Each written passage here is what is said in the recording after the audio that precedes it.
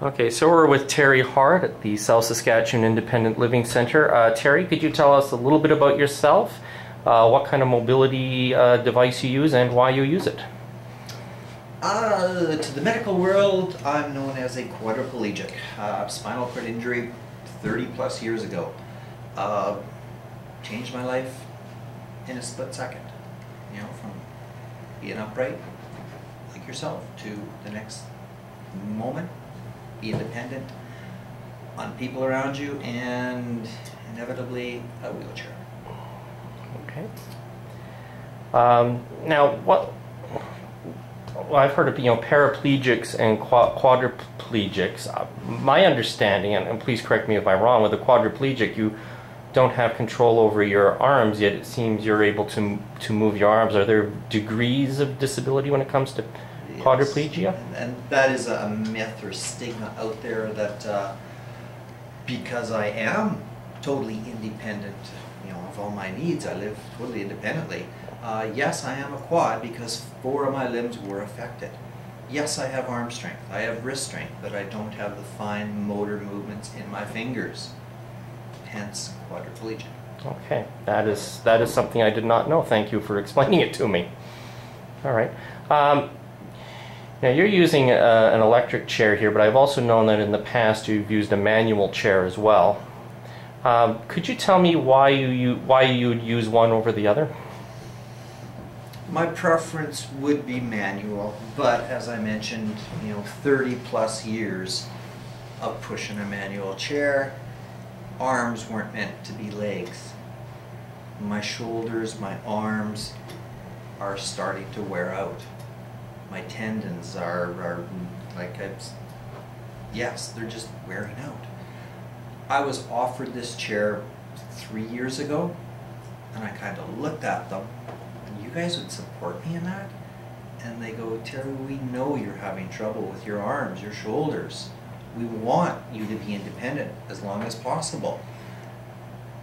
And I kind of thought about that and go, gee, that's an awesome offer that's being offered to me. I would have been a fool to decline that offer. Winter is hell pushing a manual chair. Today, going down the street, I couldn't have done it in my manual chair. Not a chance. I couldn't have gone across the street. But with the power chair, it just motored through that snow. The power chair has given me more independence outdoors. And I say outdoors because the power door indoors isn't a good thing. Manual chair is indoors. When I get home, I have a mat that this thing gets parked on, I jump into my manual. What's the advantage to the manual chair indoors? My walls don't end up with holes. Because you would be surprised. This thing would pull my boat. Without a word of a lie. It has that much strength. My manual chair, I couldn't pull my boat in my manual chair. So, and just the maneuverability in the manual chair it's that much smaller. So I can, spin around in my bathroom, where this one I can't.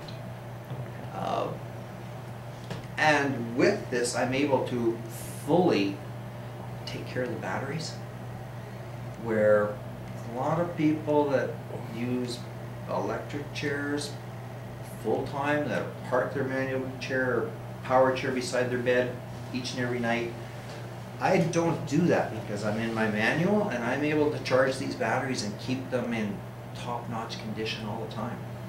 I'm 3 years in this chair and these batteries are probably as good as they were when I first got them.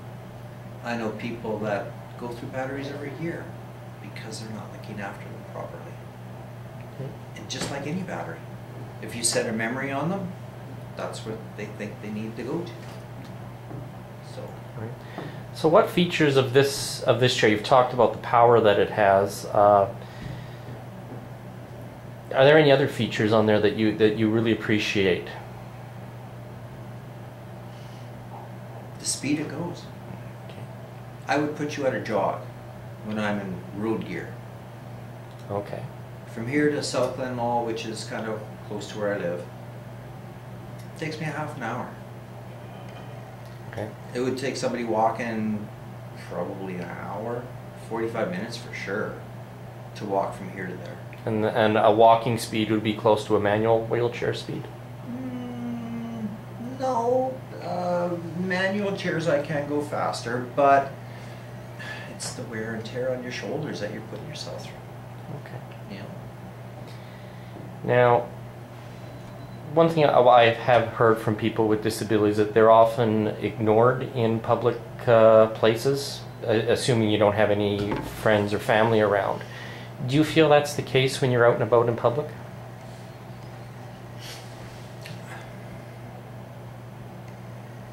Not so much now.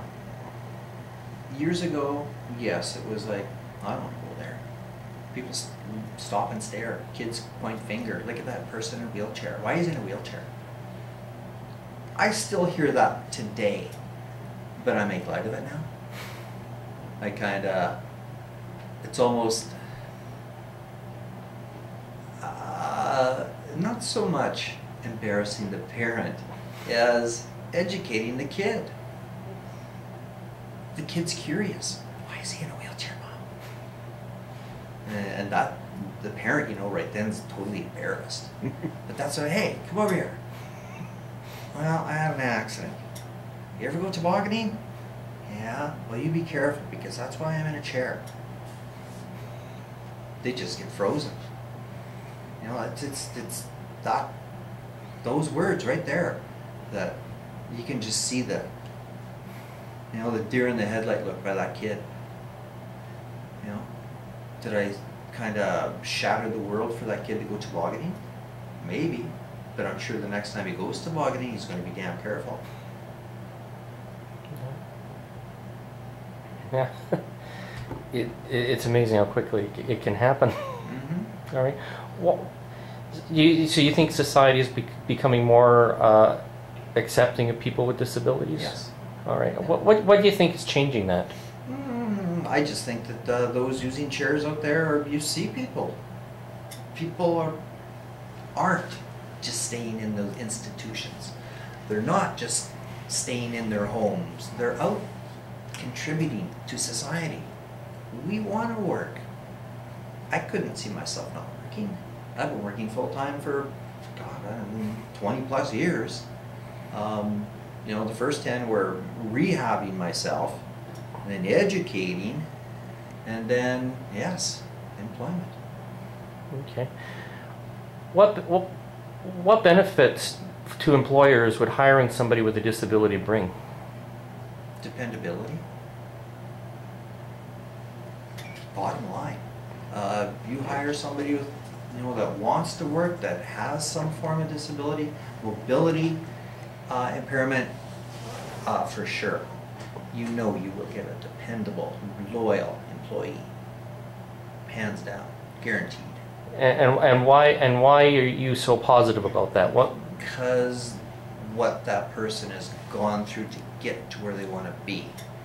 They're not going to, you know, spend those thousands of dollars on education just to, you know, sit at home and watch soaps all day.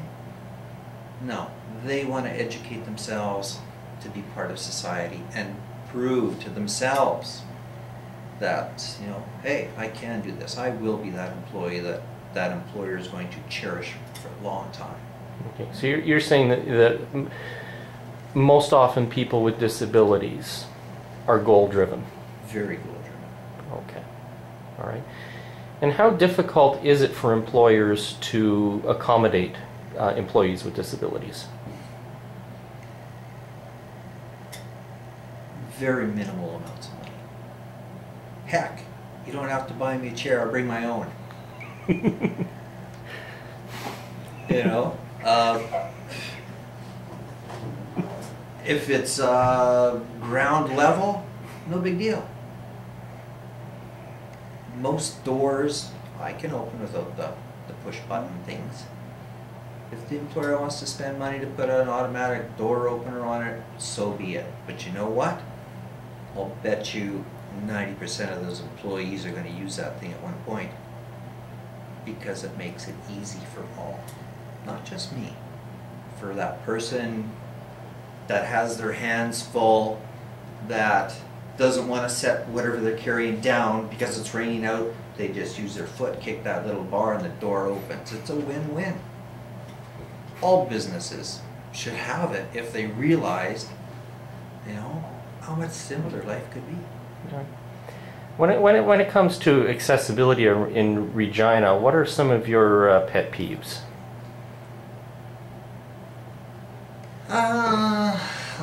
This is where I'm pretty lax. I live in a non-disabled world.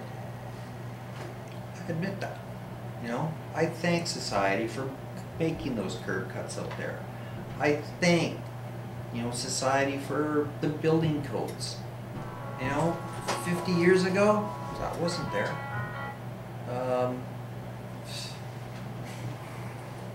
Again, bottom line, a disabled person is living in a non-disabled world. So, whatever society can do to make life easier for me, thank you so much. Right. When you're out and about in public, say in a mall, and you're interacting with people who don't have disabilities, what are some of the things that we can do to make your life easier, or what are some of the things that we do that you would rather I just stop? Put doors on the proper way. And what would that mean? And asking that, or making that comment to a person that is able-bodied, that was the exact reaction I was waiting from you. It's not so much in the shopping world out there, it's in the restaurant world, in the bar scene, back when I was doing that. They just have no clue on how to design a bathroom. Not a clue. The worst pet peeve for me is putting those friggin' door stoppers on the tops of bathrooms. That is a major pet peeve with me. And I've gone to several property owners, mall owners, please get rid of that jam up at the top or loosen it off to the point where somebody that doesn't have a lot of strength can open the door, because they're so hard. There's some doors that I can't even pull open because that door jamb at the top is so tense that you got to be a bodybuilder to open it. Or the other pet peeve, again, more in the restaurants, is you go to use a washroom. There's a nice big stall for you, but the door swings the wrong way. You go in, the door goes in with you. You can't close it. If the door swung outwards and then I go in, then I pull the door in behind me. I don't know why they don't get that, but there are dozens of restaurants out there that are still like that. So there I am doing my business with the door wide open behind me because I can't close it. Now, with my project, one of the things that I'm planning is putting a message display on the back of the wheelchair. Can you think of some short messages that you would put on there if you could? I'm okay. I just do things differently. It may take me a little longer, but I will have the same result. I like that. I really like that. Is there anything that I haven't asked you about that you would like to say to the world?